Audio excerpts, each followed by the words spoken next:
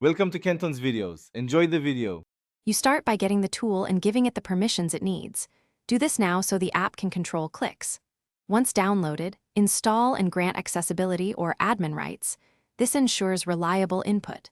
Next, open the program and choose click type, single, double, or right-click, and enter an initial interval in milliseconds, for example 1000 ms. Make sure to test on a safe window. This verifies functionality before you automate anything important. Once done with basic setup, configure how the clicks run.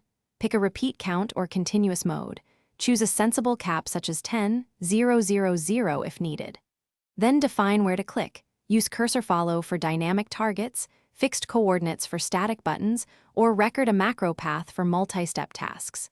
Make sure to add small delays or randomization between clicks and assign a hotkey for start/stop. This reduces errors and makes the behavior closer. You're ready to run a controlled test. Start with short durations, 5 to 30 seconds, so you can observe results and adjust.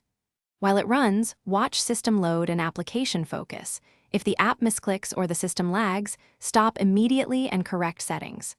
Once satisfied, increase duration or integrate the script into your workflow. If things go wrong, reset coordinates, lower speed, or revoke and regrant permissions to refresh access. This single step often fixes common failures. Thanks for watching. Consider subscribing if we helped you.